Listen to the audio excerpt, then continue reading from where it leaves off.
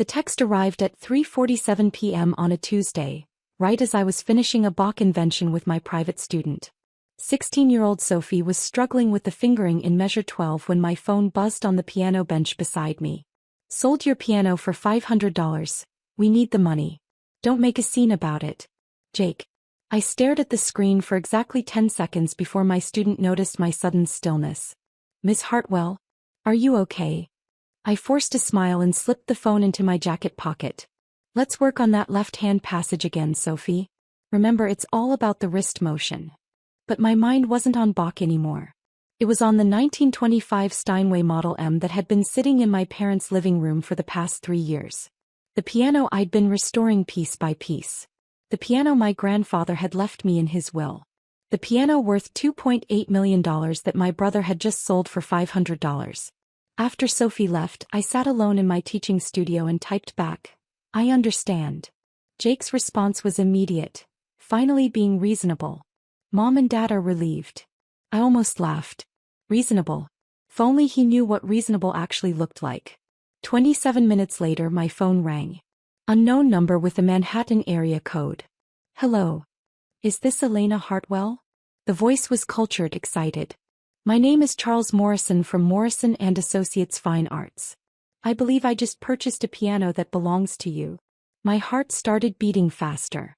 "What kind of piano?" "A 1925 Steinway Model M.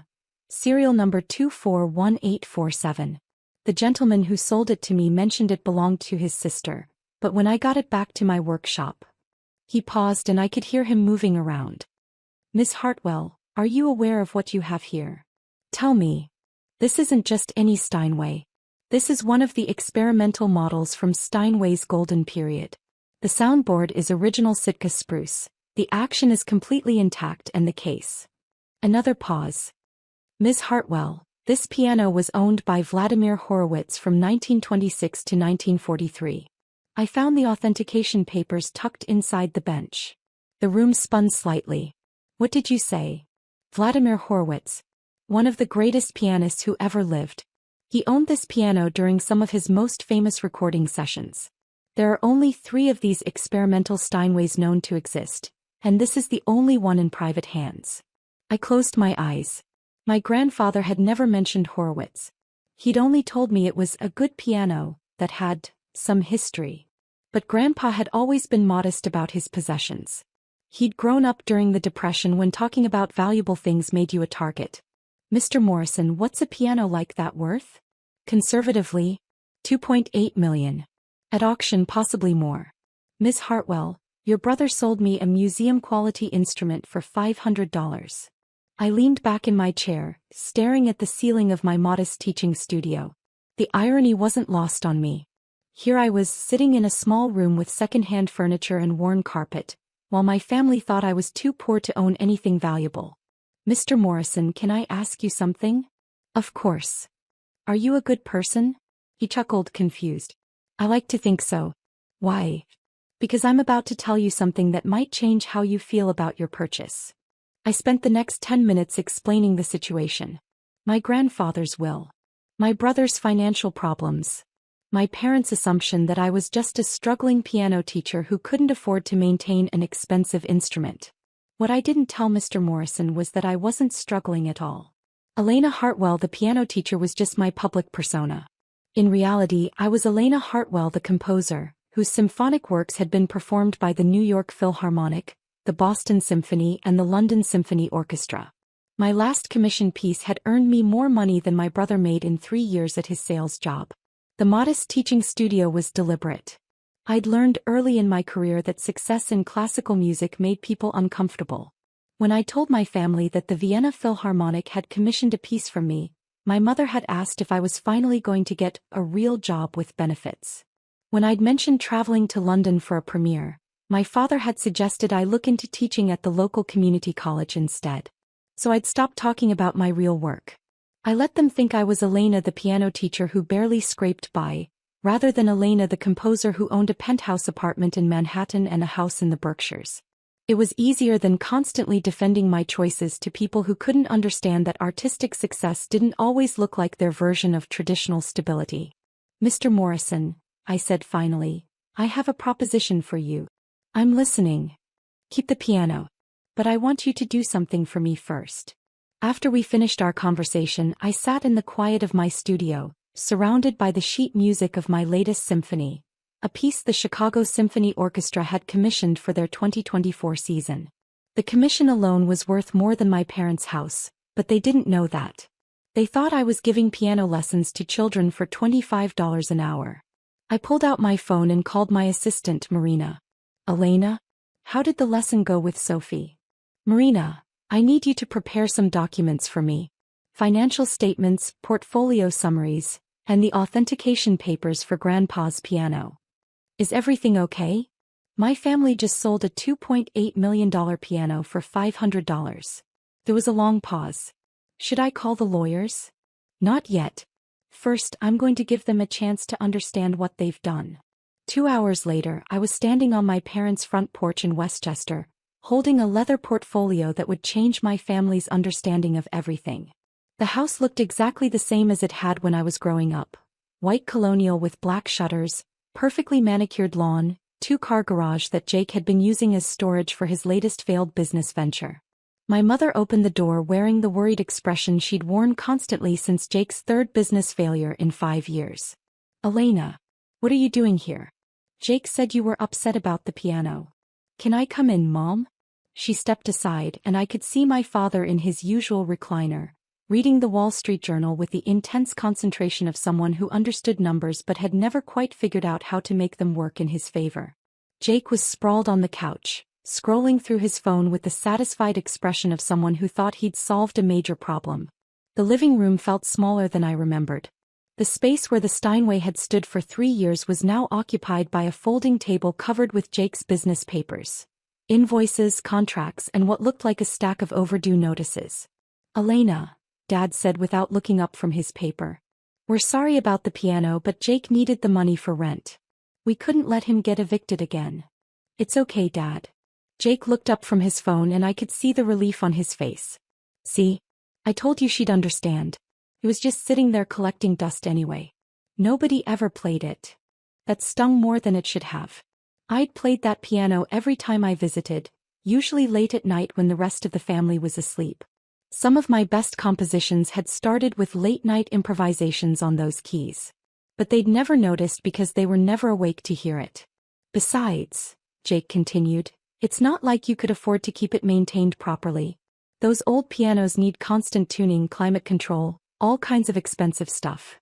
I sat down across from him and placed the portfolio on the coffee table. Jake, who did you sell the piano to? Some antique dealer from the city. Guy seemed to know what he was talking about. Said it was a nice piece but needed work. What was his name? Morrison something. Charles Morrison, I think. Why? I opened the portfolio and pulled out the first document, Charles Morrison's business card and a detailed biography. Charles Morrison from Morrison & Associates Fine Arts. One of the most respected piano dealers in the world. He's the guy the Metropolitan Opera calls when they need to authenticate historical instruments. Jake shrugged, but I could see uncertainty creeping into his expression. Hey. So he called me after he got the piano back to his workshop. My father finally looked up from his newspaper. Called you why? To tell me what you actually sold him. I handed Jake the authentication papers. These were hidden inside the piano bench. Mr. Morrison found them during his initial inspection. I watched Jake's face as he read. His expression moved from confusion to disbelief to something approaching panic. This says the piano was owned by Vladimir Horowitz. That's right. My mother sat down heavily in the chair next to my father. Who's Vladimir Horowitz? One of the greatest pianists who ever lived, Mom. He owned Grandpa's piano from 1926 to 1943. Used it for some of his most famous recordings. The room was silent except for the ticking of the grandfather clock in the corner. Another antique that had belonged to my grandfather, though thankfully one that Jake hadn't decided to sell. Elena, my father said slowly, what is a piano like that worth? I pulled out the formal appraisal document and handed it to him. The letterhead was from Steinway and Sons themselves, and the assessment was signed by their chief restoration expert. The number at the bottom made him actually gasp. $2.8 million. That's the conservative estimate, I said quietly. At auction with the Horowitz provenance it could go significantly higher. Jake was staring at the papers like they might spontaneously combust. But I only got 500. Because you sold a museum-quality instrument to someone who assumed you knew what you were selling. My mother was pale, her hands shaking slightly as she reached for the appraisal. Elena, we had no idea. Your grandfather never said anything about. Grandpa didn't know about the Horowitz connection either. But he knew it was valuable. That's why he left it to me specifically in his will. Jake stood up abruptly, pacing to the window that overlooked the backyard where we'd played as children. We have to get it back. We have to tell this Morrison guy there was a mistake. Actually, I said, we don't. Everyone turned to look at me. Mr. Morrison made a legal purchase. You offered the piano for $500, he accepted. The fact that you didn't know its value doesn't invalidate the sale. Jake spun around, his face flushed. So we just lose almost $3 million because I didn't know? You lose almost $3 million because you sold something that wasn't yours to sell. The words hung in the air like smoke. My father's face went from confused to angry to something approaching shame. What do you mean wasn't his to sell? I pulled out the copy of my grandfather's will, highlighted in yellow where it specifically mentioned the piano. Grandpa left the piano to me. Jake had no legal right to sell it. But it was in our house, my mother protested. It's been here for 3 years. Because I asked you to keep it here while I was establishing my career and traveling for work. I was paying for its maintenance, its insurance, even the climate control system Dad installed in the living room. That got my father's attention. You were paying for the climate control? The monthly bills went to my accountant. I've been covering the costs of keeping the piano properly maintained since the day it arrived. Jake sat back down heavily, running his hands through his hair. Elena, I'm sorry. We thought it was just taking up space. I thought you didn't want it. You never asked what I wanted. You never asked if I could afford the maintenance. You just assumed that because I teach piano lessons I must be broke. Well, aren't you? The question came from my father and it wasn't mean-spirited. He genuinely seemed confused. I almost laughed. No, Dad. I'm not broke. But you live in that tiny apartment and you drive that old car and you're always talking about budgeting for things. Because I'm careful with money. Because I learned from watching you struggle when your business went under in 2018. Because I don't believe in spending money just to impress people. My mother leaned forward. Elena, if you're not struggling, why didn't you help Jake with his rent? Because Jake never asked for help. He just took something that belonged to me and sold it. We can fix this, my father said firmly, the problem solver in him emerging. We'll call this Morrison fellow, explain the situation. Surely he'll understand. I smiled. I already called him Dad.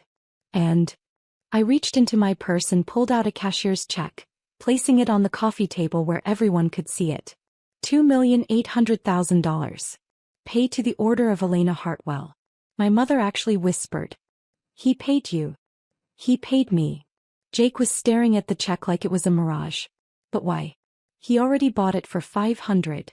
Because he's an honest dealer who doesn't profit from other people's mistakes. And because I made him a different offer. What kind of offer? My father asked. I pulled out the final document from the portfolio. A contract between Morrison and Associates and the Elena Hartwell Foundation. I sold him the piano for its full appraised value with conditions. He has to display it in his showroom with a plaque explaining its history. Music students can schedule time to play it. It stays available for the public to experience. Why would you do that? Jake asked. Because Grandpa would have wanted it to be heard, not locked away in someone's private collection. And because... I paused, looking at each of their faces. Because I don't actually need the money. The silence that followed was profound. What do you mean? My mother asked carefully. I reached for my phone and opened my banking app, turning the screen so they could all see the balance. The number made Jake actually choke on air. $4.2 million? That's just my checking account, I said quietly. My investment portfolio is significantly larger. My father set down his newspaper completely, staring at me like I was a stranger. Elena, how is that possible? I'm a composer, Dad. I write symphonic music. The New York Philharmonic performed my third symphony last season. The Chicago Symphony commissioned my fourth. I have contracts with orchestras in Boston, London, Vienna, and Berlin. Jake found his voice. But you're a piano teacher. I teach piano because I love teaching. But it's not how I make my living. How much? My mother started then stopped herself. How much do I make? Last year my commissions totaled $1.8 million. That's not including royalties from recordings or performance fees. The room was silent again. My father was staring at the check on the coffee table, my mother was staring at me, and Jake was staring at his phone like it might have answers. Why didn't you tell us? My father asked finally. I looked around the living room where I'd grown up, at the family photos on the mantel, at the space where my grandfather's piano had sat for 3 years while I paid thousands of dollars to keep it in perfect condition. Because every time I tried to talk about my work, you'd ask when I was going to get a real job. Because when I mentioned traveling for performances, you'd suggest I find something more stable. Because you seemed to think that being an artist meant being broke. My mother's eyes filled with tears. We were trying to help. I know. But I didn't need help. I needed you to trust that I knew what I was doing with my life. So when you said you were budgeting, my father started. I was budgeting for a new house in the Berkshires. When I said I couldn't afford to go on vacation with you last summer, it was because I was recording an album with the London Symphony Orchestra. Jake was still processing. So what happens now? Now you learn that actions have consequences. You stole and sold a multi-million-dollar instrument. That's grand theft. It's a felony. Elena, my father started, but I held up a hand. However, since I got full compensation and Mr. Morrison is happy with his purchase, I'm not pressing charges. But this is the last time any of you make decisions about my property without asking. We understand, my mother said quickly. Do you? Because this isn't just about the piano. This is about respect. About seeing me as an adult who's capable of managing her own affairs. I stood up and gathered the documents, leaving the check on the table. I'm going to leave this with you for tonight. Why? Jake asked. Because I want you to think about what almost happened. You almost stole $3 million from your sister because you assumed she was too unsuccessful to own anything valuable. Elena, we're sorry, my father said. We had no idea you were doing so well. That's exactly the problem, Dad. You never asked. You just assumed that because my life looks different from yours it must be wrong. I headed toward the door then paused. Oh, and Jake? Mr. Morrison has your information on file. If you ever try to sell something that belongs to me again, he'll be calling the police immediately. So will every other reputable dealer in the country. Elena, wait, my mother called. What about us? Are we okay?